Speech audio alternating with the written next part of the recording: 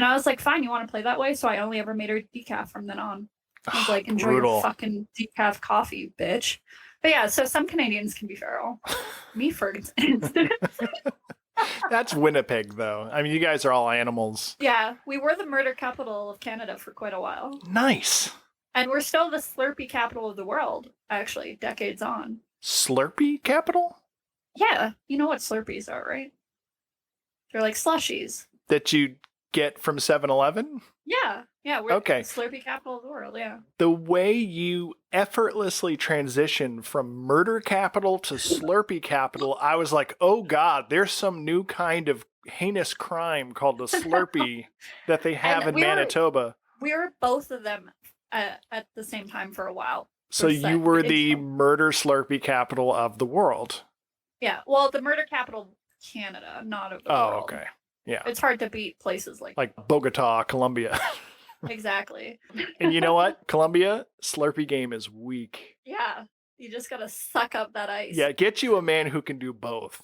Exactly. Murder and Slurpee. Yes.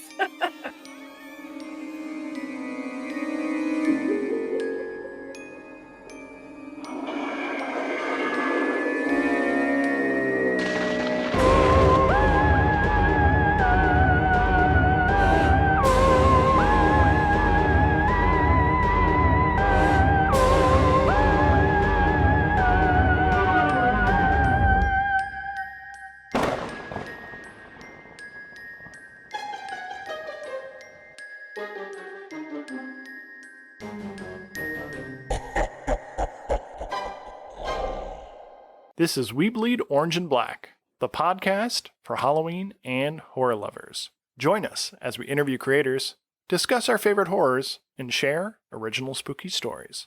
I'm Jeff C. Carter, and this week we're talking with P.L. McMillan about her new book, Sisters of the Crimson Vine. P.L. McMillan is a Canadian writer of sci-fi and cosmic horror. Her fiction has appeared in Cosmic Horror Monthly, Strange Land Short Stories, Negative Space, That's What I Call Horror, and been adapted for podcasts like No Sleep and Nocturnal Transmissions. She's the host of Plim Talks and the co-host of the Dead Languages podcast. She lives in Colorado with her large selection of teas, husband, 2 chinchillas, and 2 black cats. Welcome to the show, Plim. Thank you, and thank you for having me. I know it's and not That's What I Call Horror, but I've had to read that on the show too many times, and I wanted to save my voice. If it helps, I hosted the reading event, and I forget the way I said it, because now I don't know which way was supposed to be the right way, but they said I sounded so Canadian when I did it, and I was like, I don't know what you want from me. I am Canadian. Hey, that's what I call horror. Sorry, eh? Icebreaker. If you were an enemy in a video game, what loot would you drop? Oh, what loot? I think I would drop a bloodied key, but the chest wouldn't be in the room. You'd have to find the chest too. So it'd be like a final FU for killing me. Wow.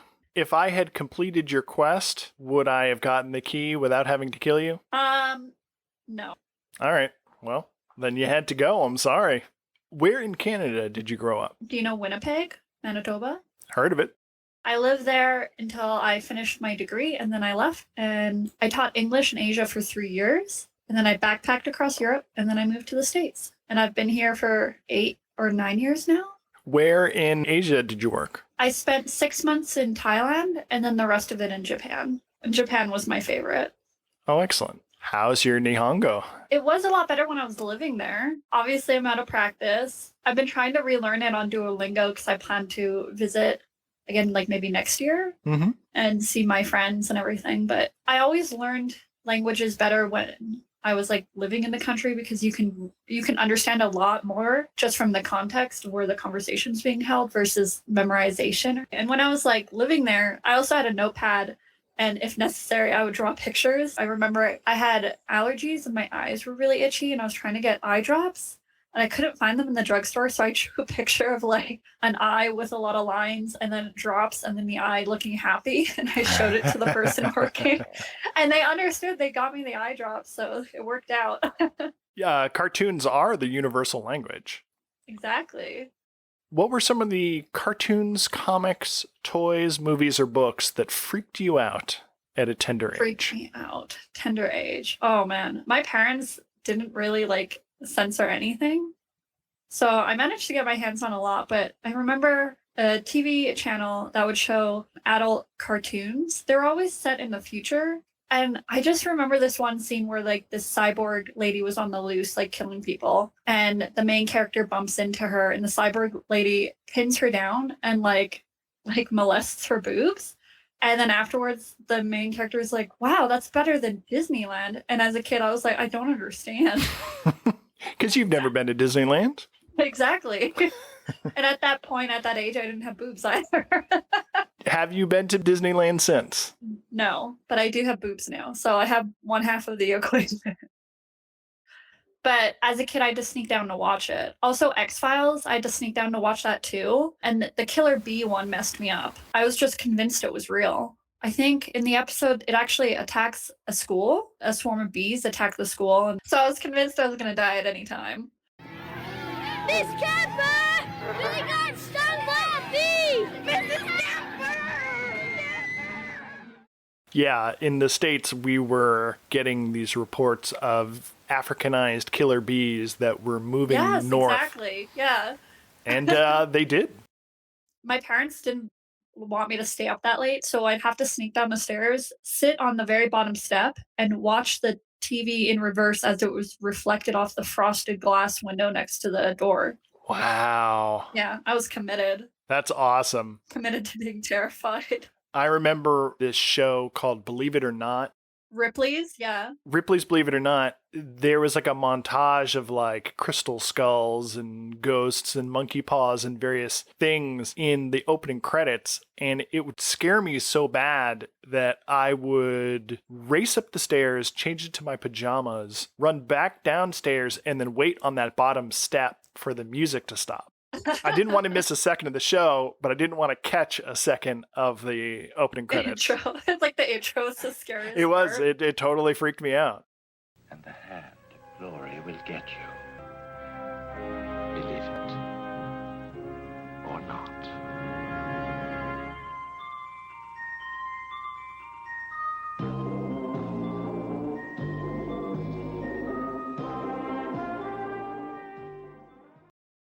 Do you think you were always drawn to horror? I remember in elementary school, I was like obsessed with R.L. Stine. I was like, I will become the next R.L. Stine. And I started reading all his Fear Street, and I was convinced that to make a horror story, there has to be blood everywhere.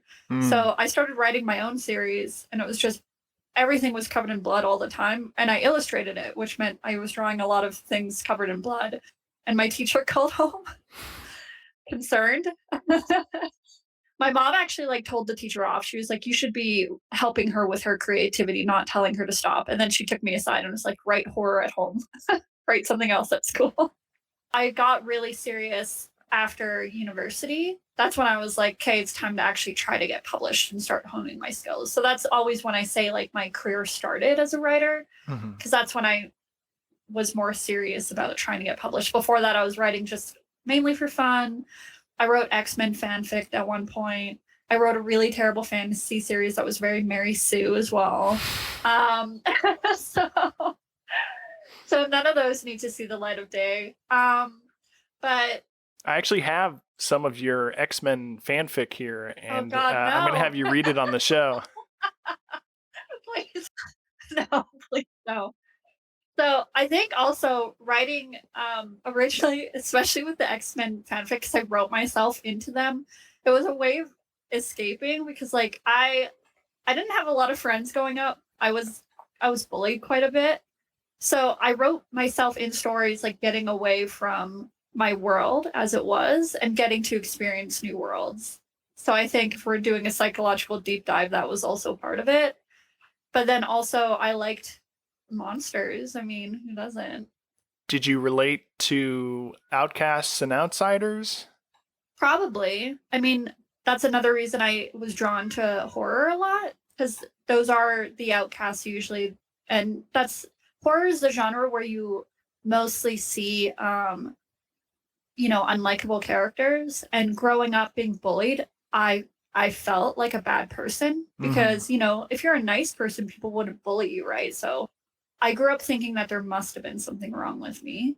And so I couldn't really relate to these really like beautiful, like perfect characters in like the fantasy genres or anything like that. And so when I think I read my first King in 6th grade in one of those boxes my mom got me. And like his characters are almost always unlikable. And I was like, oh my God, this is where I belong. Which is kind of sad. You think this like young Plim back then obviously had quite a bit of trauma and just thought like she was such a unlikable character that she only belonged in the horror genre in a way. And then I guess in a way I still kind of feel like that. I do feel horror can be more realistic with characterization than some of the other genres, like the fantasy trope. It's like she was beautiful, but she didn't know it, and all the boys were after her, and she's purple eyes, and she's an orphan, and oops, she also has magic, and she ends up the queen of the land, you know?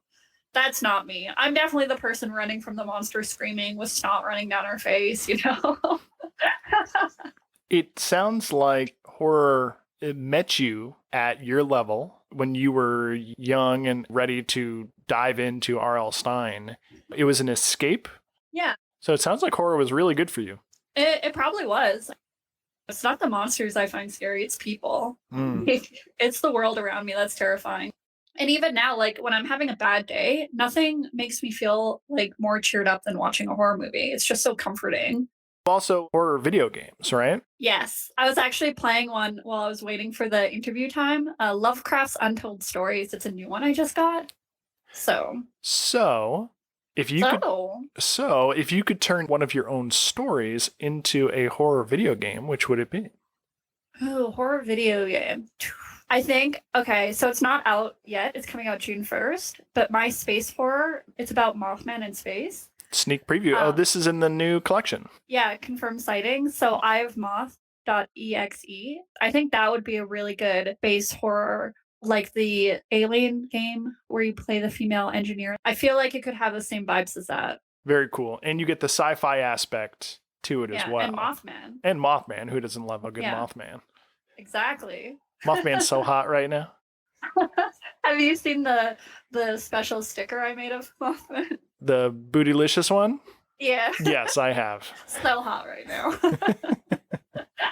I love Mothman so much. Speaking of sticker art, you also do embroidery and you make digital illustrations. Yes.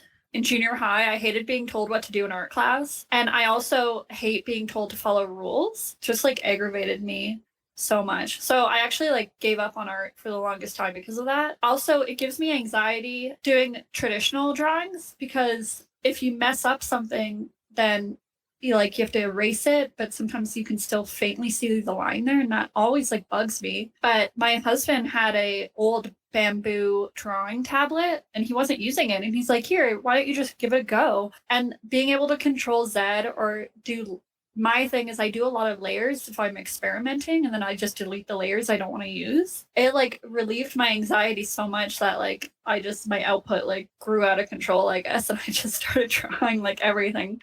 That's awesome. And then embroidery, I got into cross stitching first, but it's a little less flexible because you are restricted to it's almost like pixel art. Right. And it takes a while because you're doing those stupid little X's. I saw embroidery and I was like, I'll give that a go. And it's a lot faster and it's a lot more flexible, and you can almost do textures with it, almost like pencil strokes in a way. I did a recent one of the Space Marine, and I was so proud with how it turned out just by deliberately placing the direction of the thread, if that makes sense. Mm-hmm. It looks like pencil strokes, and I was really happy with that. And creating things with my hands, like either like drawing, painting, or embroidery, it's just like very relaxing. So if I'm having an anxious day, like creating something like that is a lot of fun. And I'm recently got into lino cut, and so I've been doing a lot of prints of that. And actually, I'm going to go off on a tangent here. Here we go. There was this crazy timing where I was in the middle of my lino cut class. I had asked for 50 author copies of The Sisters,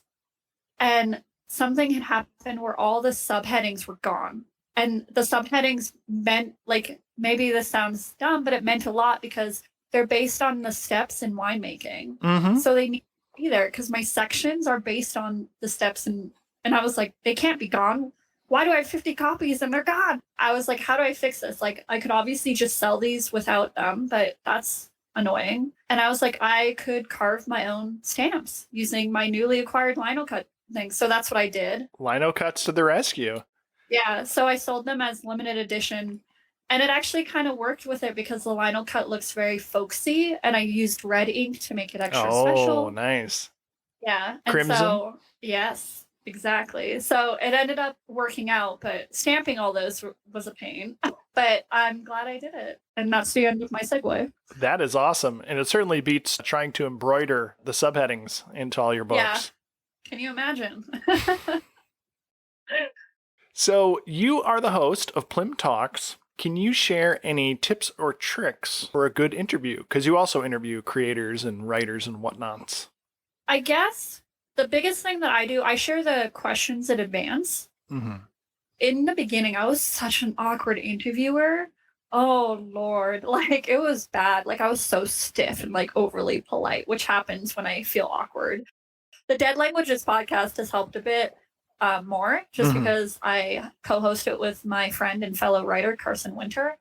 And he just goes absolutely nuts. And so it rubs off on me, I guess. And then I always end with one of my special questions. I don't know if you've seen any of the PLM Talks. I have.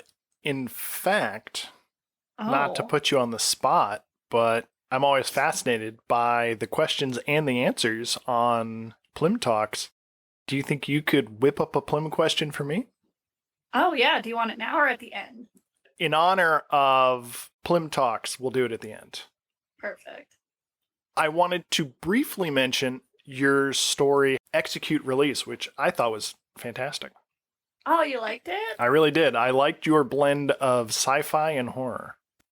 Thank you. It's probably one of my favorite horror subgenres. I'm just fascinated by like the use of technology in horror. That one, I didn't have anything for the call. I was like, that's it. I'm not going to be able to submit anything, like whatever. And then I was on Reddit and I saw this video. This man's holding a cicada. He's in the barn. There's this giant spider in the background. It's got like crazy like coloration. It's terrifying looking. And he takes it and he puts it on the edge of the spider's web and stands back. And the spider just races over and then starts webbing the cicada in a way that's like terrifying. And I was like, imagine if you're a person and that's happening to you. Like, that'd be so scary. And then that's when I had the idea and I wrote it in a whirlwind. It was like 2 weeks before submission date. I didn't expect to get in because I was like, is this really a disaster? You know, the way I wrote it? Like, Yeah, no, it's a disaster the way you wrote it.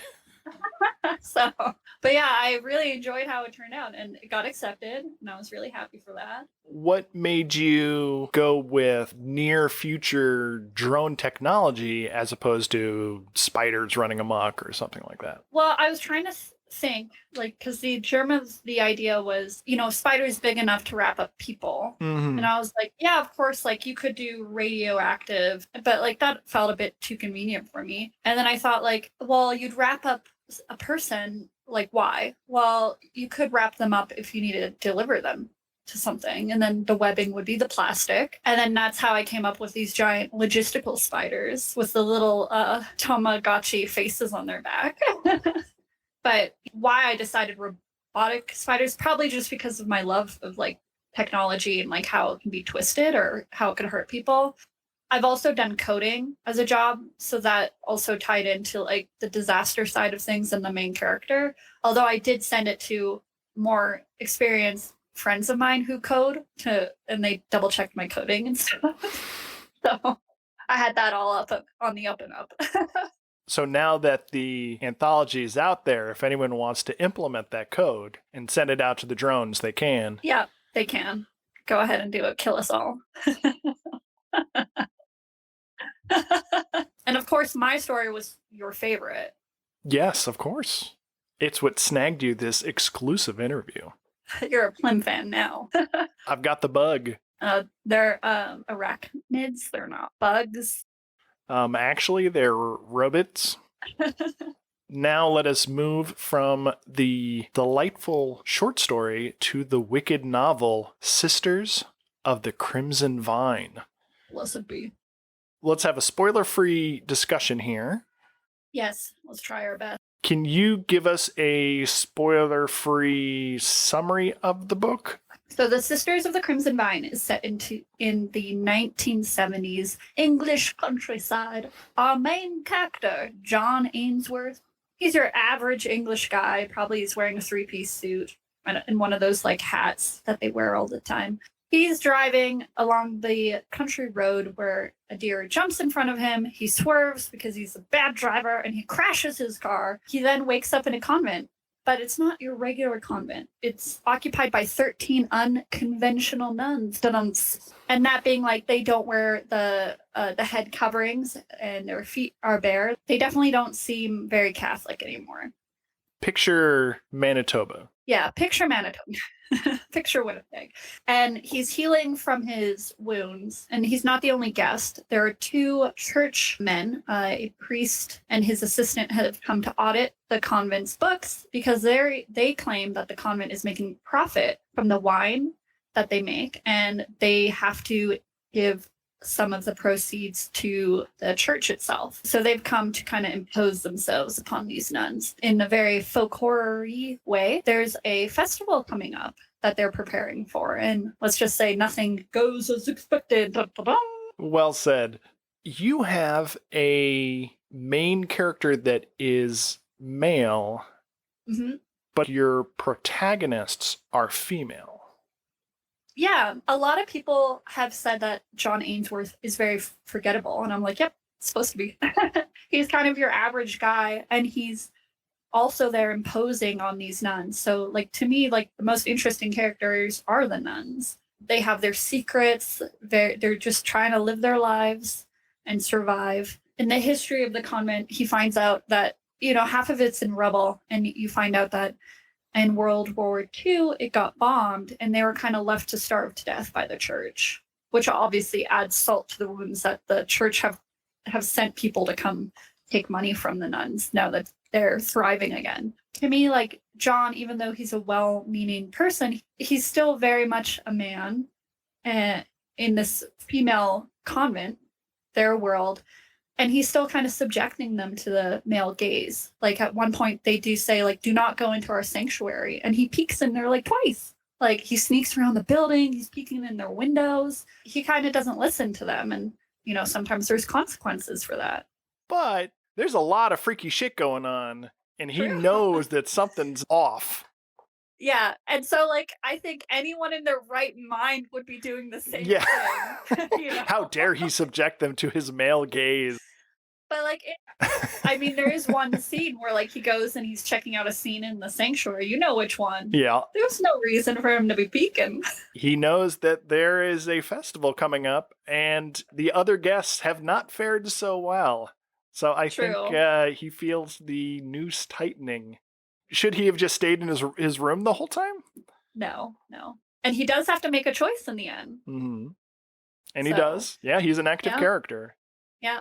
So I don't blame him, but at the same time, I do write him to be kind of nosy. Like, he's told not to go certain places and he still does. Because obviously in a convent, if he'd been like Joan, it would have been less intrusive. Mm-hmm. So I wanted him to be, along with the priest, kind of an intrusive cutie pie, just trying his best. Hobbling around. Yeah. Drinking wine. Getting crunked off that crimson vine. Oh, actually, I was driving back from skiing, but there was an abbey there that said that they did wine. And I was like, oh my God, I found them. They're here. They were open for wine tasting. So I stopped there and I had some of their wine and I survived. I still have a bottle downstairs. Did you notice any suspicious scarecrows on the property? I did check. They didn't have scarecrows. Oh, that's pretty nosy, Plim. I know. I'm going to get in trouble. I did sneak around the windows too. Look through any keyholes?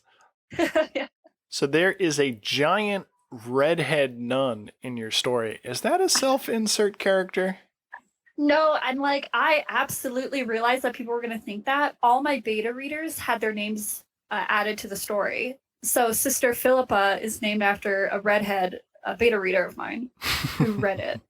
when I read that section out loud for, I think, a little live reading I did, I was like, oh, shoot, people are going to think I put myself in here. Otherwise, I think people have been reading it kind of as I intended it to be read, if that makes sense. So I've been enjoying that. With a bottle of wine? Well, people have been saying like, oh, I want the wine now. And I was like, yes, perfect. So, Plim, you were a monster kid. Were you a Halloween kid? Like, did I like Halloween? Did you like it? Did your family partake? Oh my God. I wish I could share a photo with you. My dad was obsessed with Halloween and he did like movie level costumes and it was terrifying. We would scream and scream and scream and he would laugh. And then he would make us hold his hands and we'd go house to house crying. I have this one photo of us all dressed up and he made himself into this like burned demon. So he did all like the flaking latex skin and his whole like face is like blackened and like burned looking. And he dressed in like this dark grim cloak. Oh my God, we cried so much. And you could see my mom just was like so done with it. Like, oh my God, every year he makes them sob. I wasn't as creative. I was obsessed with this kitty onesie. I wore it every year for like 6 years until I outgrew it. It doesn't help. It always snowed. So you have to have a costume big enough you could wear your snowsuit under it. So it didn't leave for a lot of options. Now I love Halloween. I usually stay in and I make up my house really scary. I love like scaring the kids. I have like a jumping spider and a fog machine and all this stuff. So I got super excited. I talked really fast. I was like, oh my God, yes. That's why I ask these questions. It's funny, pattern I've noticed is that there are certain costumes that people will recycle year after year and they'll wear them out or they'll outgrow them. And it's always funny what they kind of land on. Yeah. But I could definitely see kitty cat onesie that fits over your snowsuit as stylish and practical. Exactly. As an adult, I usually make my own costumes. I once did, my proudest one was I got like black sweatshirt and sweats and I cut out bones from white felt. So I looked like a little skeleton, but I made 3D organs and sewed that on top. But the stomach was open so you could reach into my stomach and pull out candy. When you were greeting trick-or-treaters? I wore that to a work event, actually. Oh, nice. Yeah. Was there a costume contest at your office? Yes, but they gave it to the pregnant woman who had like a stupid like pregnant woman costume. Someone should have reached into her stomach and pulled out some goodies. God. Oh God. It looked like a snow globe, so it was just around like her. It wasn't homemade or anything like mine. You know what? It is a tale as old as time, and I pursued that line of questioning because I knew that anyone who makes a kick-ass homebrew costume for a normie-ass workplace Halloween costume contest is going to lose to someone with a store-bought costume. Exactly. I am angry on your behalf. Thank you. Thank you. My dream costume, though, I want to get a Sailor Jupiter, but I want it to be a high-level cosplay. I want it, like, tailored to me. And I'll get the wig and all that stuff. Eventually, in the future, I will be Sailor Jupiter. Will there be any pyrotechnics or any kind of magical girl light effects? I mean, I would hope so if I'm going, like, high-end costume, right? Okay. So, fingers crossed. Did you ever get a chance to celebrate Halloween in Japan? I did. It's quite big there. Yeah, it's getting big. The first year, I made a head crab from Half-Life. Awesome. I bet everyone knew what that was, too. No. No? I swear to God, most of the costumes I make, people were like, what's that? It was like when university, I dressed up as Ash from Evil Dead with the chainsaw hand. Awesome.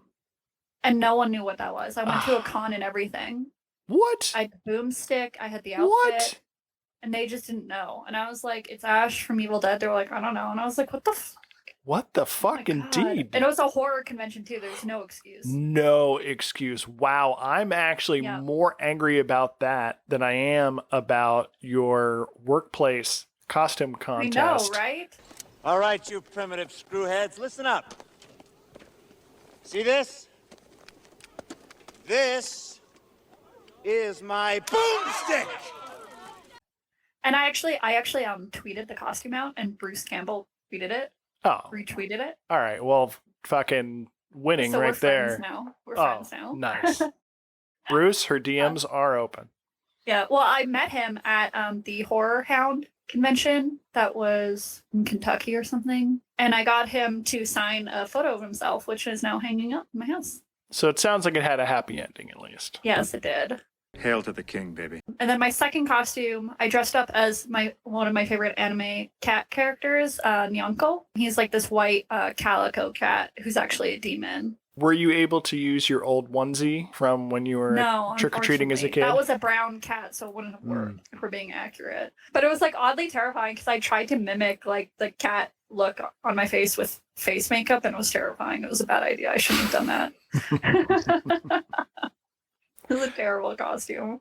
In Japan, have you seen their mundane costume tradition? Their mundane one? Yeah, they have a very tongue-in-cheek Halloween tradition, which is super mundane costumes. An easy example will be someone who sticks like a pipe cleaner wire in their tie, and it's like up in their face, and it's guy whose tie gets blown up by the subway. And then you'll see someone else like with a coffee stain down their shirt, and it's like girl who tried to open the door while carrying a bunch of cups of coffee. Like they're little slices of life with little ironic twists. So it's like observational comedy as Halloween costumes. I don't think I saw that. When I was in Tokyo for Halloween, it was like all over the top, like high-end costumes. Like I felt out of place with my like really janky cat.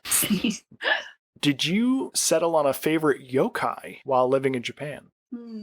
I've always been a fan of like the kappa because he's kind of cute and he loves cucumbers and he's got a little water head. If he leans over, his water pours out of his head and he dies. I'd fill it up for him again. It's fine. I'd water him. So like a Yeah, codependent relationship with a kappa? exactly. We'd be friends. Don't you drive them off by farting? I think you're thinking of the butthole demon, aren't you? No, that's the demon who has an eyeball in its butthole. And Yes. it's always trying to show you the butthole. Correct. I'm not thinking of that yokai. All right. Yeah. Well, now you are. I don't know. Still not. Because that I don't normally butthole. do this, but I am going to Google this. Now the fart. Kappa farts. I also like Japanese legends, like the one about the woman whose face is all cut up and she'll follow you. And then eventually she catches up and she'll ask you if she's beautiful. And no matter what your answer, she'll try to cut your face too. I feel like they have like some of the scariest legends. Her name is Kuchisaki Onna, the slit-mouthed woman. Yeah, it's terrifying. Even that name, slit mouth. Ugh. Farts are the first line of defense against the kappas, yes. Nice. Okay, so fart on the kappa. Fart on the kappa. I mean, in general, if you have some kind of terrifying goblin coming up, unless you're Plim, in which case you want to befriend them Yeah. and then keep it in. What if the kappa wrote that and it actually has a fart fetish and it's just its way, like, you know what, it's like, ew, feet are gross, don't send me your feet pics. The kappa is like, ooh, no, don't fart on me. You know, I'm not going to make any judgments. Okay. I would like to talk about next projects. All right. My most recent one that's coming out is, of course, Confirmed Sightings, a triple cryptid creature feature. And that contains 3 novellas all themed around cryptids. And mine is the space horror with Mothman in space, kind of inspired by Jason X. Oh, hell You know yeah. that movie? Yeah. So, again, that's coming out June 1st. Where can our listeners find you online? So the best place is my website, plmcmillan.com. I blog there regularly. I do book reviews, game reviews, movie reviews. Every October, I actually do a writing challenge where I write a story every day for 7 days leading up to Halloween. And that's based on prompts given to me by people on social media and stuff. So you have a chance to give me a prompt and then for me to write a story. And it's all free to read. I just post it on my blog. I post my Plum Talks up there as well and any news about upcoming stuff. On social media, I'm at author PLM. And then, of course, my YouTube channel is Plum Talks. And then Dead Languages podcast on Spotify and all that fun stuff. Fantastic. So, Plim, hit me with your best shot. Okay, are you ready? Let's do a marry, fuck, kill. Okay? Ready? So those are your options. I'm going to give you 3 options, and you have to choose which, and you have to say why. Number 1, Cocaine Bear from the movie. Just, you know Cocaine Bear, right? Only from the trailers. Okay, that's fine. The premise is there. It's Cocaine Bear. Yeah, I think I got it. Yeah. Since we mentioned her, let's do the Slit Mouth Woman. Oh, very nice. Yeah. Okay. And then let's do Samara from The Ring. But she's legal now. She's not a child. She's 20 years old at this point. Certainly, The Ring came out a while ago. Yeah. She's streaming now. She's not exclusively on VHS. She's on Twitch now. So we've got Fuck, Marry, Kill, Cocaine Bear, Kuchisuka Onna, and Samara. Yeah.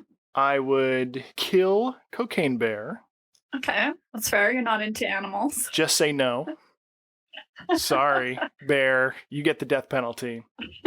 Then Fornication and Matrimony with Slitmouth Woman or Samara. Mm-hmm. Ostensibly, you've only got 7 days with Samara. True. And with Slitmouth Woman, you really gotta choose your words carefully. Yeah.